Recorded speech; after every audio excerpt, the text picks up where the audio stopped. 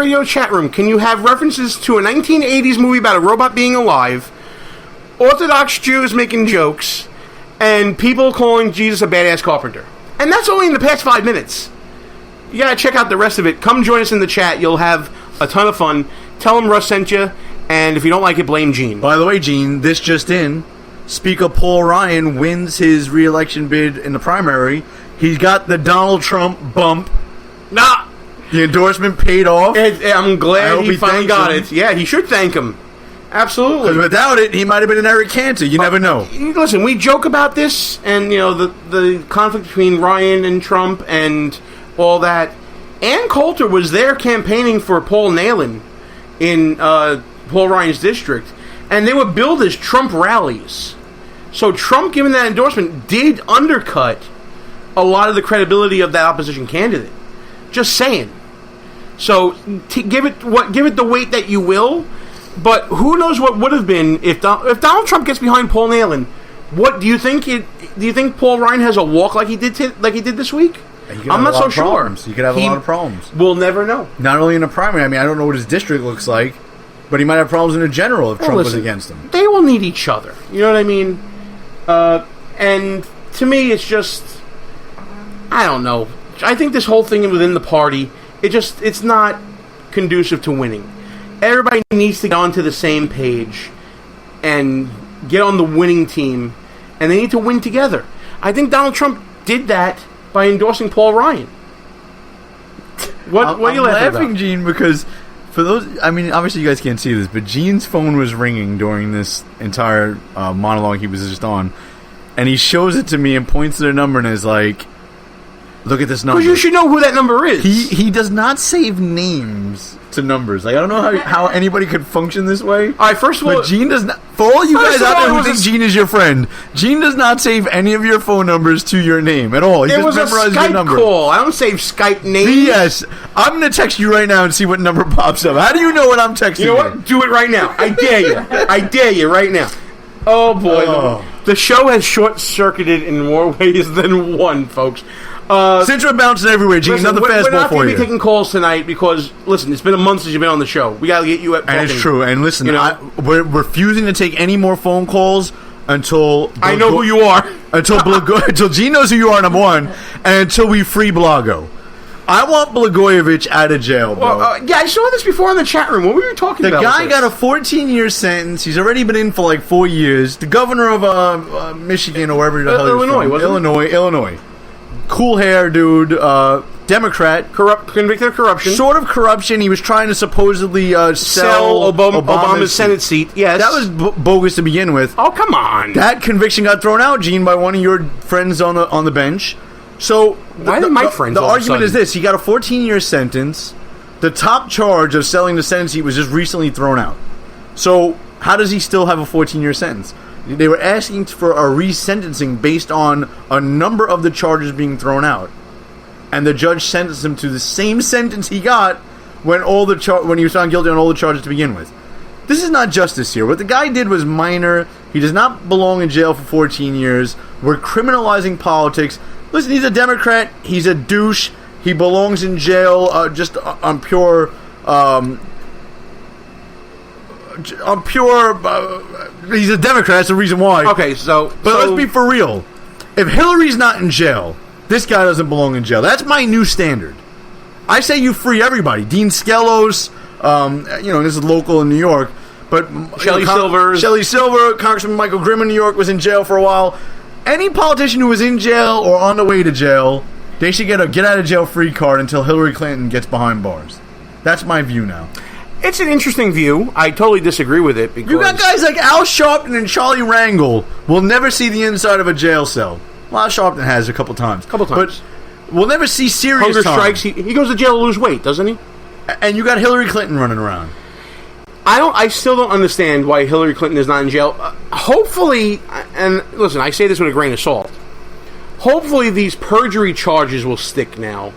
If this isn't clearly lying when the FBI director says she said something different than what she said to the public. There's no perjury because the FBI director, in his infinite wisdom, probably with Obama and what's her name, Loretta Lynch, under their direction, did not put Hillary Clinton under oath when they spoke to the FBI. But she was under oath when she testified before Congress.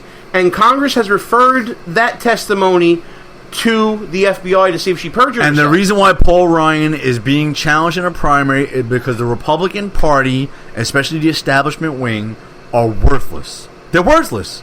You could say what you will about Donald Trump, but the Republican Party... Where is Paul Ryan? Has he said anything recently of note? Where is this man? Other than talking about an endorsement of Donald Trump, exactly. I really haven't heard that anything. He's not there yet. That's the last thing I remember Paul Ryan And I love saying. Trump saying about endorsing That he Ryan. wasn't there yet. Well, I'm just not there yet. But that was beautiful. We have lots of things going on. We have a presidential election happening. Where the hell is Paul Ryan? And who's the leader of the Senate? I don't even know who he is anymore. It's still Mitch McConnell. Did he die? Is he alive still? Can I say that? He might have, but he's still in office. The guy's in slow motion. Where the hell has he been?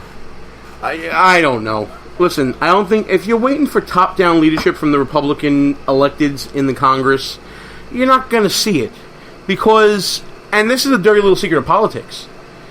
The fact of the matter is, them working with the Obama administration in helping Obama push forth his agenda has kept them relatively safe from challenges and opposition.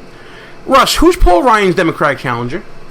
Yeah, guy who's not going to win. You're right. Who's Mitch McConnell's challenger when he runs next time around? Guy you're never going to hear about. Go down the line of the leadership. But you do know who Paul Ryan's Republican primary challenger was. Yes, I do. But here's the thing, Gene, that I learned a long time ago in local politics, to a lesser extent, do not piss off a billionaire. If for whatever reason Donald Trump loses this election this year, do you really think he's not going to work his butt off? Bank account off. Bank account off, even better, to get back at the head honchos of the establishment Republican wing? Oh, I'm sure he's going to have a long memory. Of course. I absolutely so Paul agree Ryan might squeak through this time, but he's going to have to squeak through every 2 years for the rest of his political career. And with a billionaire on his ass. I gotta be honest. I feel for Paul Ryan. I don't. This is a job he did not want. Oh, stop that he was forced into. Oh, yeah. Gene, twist my arm to be the Speaker of the House of Representatives. It's a dead-end job in Please, politics. twist my arm. Name the last Speaker of the House to actually successfully move from that position. Name the last, anywhere. You name the last Speaker of the House that wasn't a millionaire when he left office. Okay, you can't. I don't know what John Boehner's Paul Ryan came from a small town in Wisconsin. Guess what he's going to be when he leaves office? A millionaire. So don't worry about Paul Ryan and us having to twist his arm to be the third most powerful person in the country. Yeah, sorry, we had to twist his arm and force him into it. I love Two Drink Women Radio. This is when we really get amped up and really fired up about this stuff, man. It's a lot of fun. Somebody actually mentioned Alan West in the chat room. That would have been another guy that Donald Trump...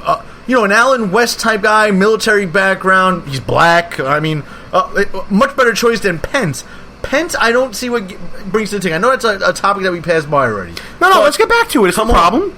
Listen, this is your show. You've been gone a while. You need to just let it out. A hot topic that's on the burner. Oh, hot topic. What are we, The View now? Is that what we're doing? Are you Whoopi and am I Joy? What are we doing here? I got to say something that's going to be a little controversial. You know that's not my style. You? Never. But all these women on Fox News, first of all, most of them are kind of hot. Oh, are we going there now? Let me go there for a minute. Oh, we're going to the sexual harassment stuff? Can we all agree that most of them they're somewhat attractive at least? Most of them. I mean, Greta's a disaster, but the rest of them, they're all right. Now they're accusing Roger Ailes of sexual harassment. Listen, okay, girls, allegations that we don't know are true or not. We don't know if they're true or not. But let me ask you this, girls. What was on your resume prior to being on Fox News? I never heard of an Andrea Tantaros before. I never heard of a Gretchen Carlson who she was a Miss America. Oh, blah, blah. So people who got by on their looks somehow got onto Fox News and are surprised when men supposedly hit on them. Oh, effing shocker. Oh, man. First of all, again, we don't know if any of this is true, and I don't necessarily believe it. But wake up, guys, girls. You didn't get the job for your brain, okay? Because I'm pretty sure there's some ugly girls that are probably smarter than you that didn't get on Fox News. And that don't need a teleprompter. And I'm glad for it, by the way. I don't want to see some homely-looking woman on Fox News. Sometimes I watch Fox News on mute with the closed captioning off. I just watch. So, God bless America. Hashtag 2 drink minimum radio, folks. Love it. And for those of you down in Florida and Georgia that were listening to all that, you can tell we're joking around a little bit. No, but there is some truth to it. Let's call it out for what it is. Fox News did hire Greta Van Susteren. Did hire Catherine Herridge. Well, first of all, Greta was well before. But who gets the Fox prime afternoon spots? But Greta has been on since the beginning.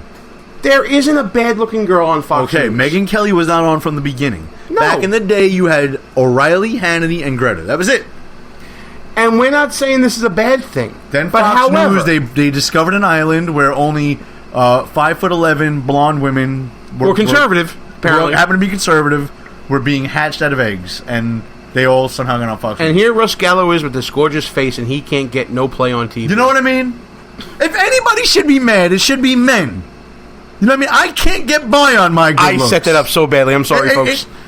I'm gorgeous, and I can't get by. I can't get on TV. You are not what they would call a handsome man. I'm sorry. I'm sorry. One man to another. I used the term handsome woman a lot, and you told me that was offensive. Yes, it was. So, oh boy. But okay, so let's talk about the merits of the suit. By the way, but am I wrong? I don't think you're wrong, but I also think that the Gretchen Carlson suit is improperly venued. It was done improperly. It sued Roger Ailes personally. It didn't mention Fox News Corp. So I think that it was meant to hurt Roger Ailes more than it was to right a wrong. And what happens? Roger Ailes gets taken down, right?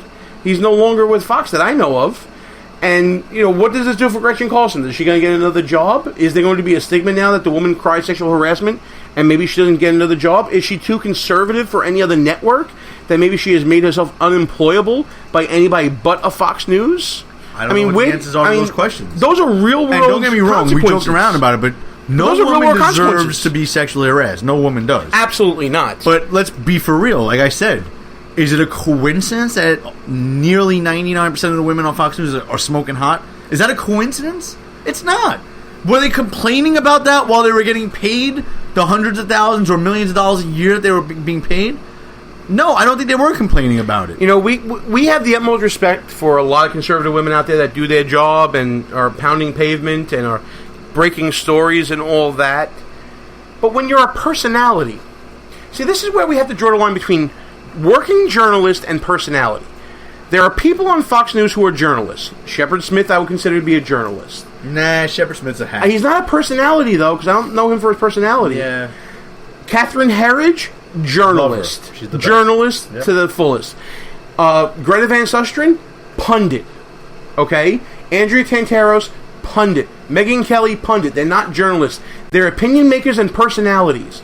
So part of your personality is going to be your looks. So that's a criteria for hiring a pundit.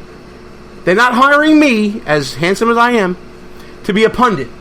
Because this face does not play on TV. That's why I do radio.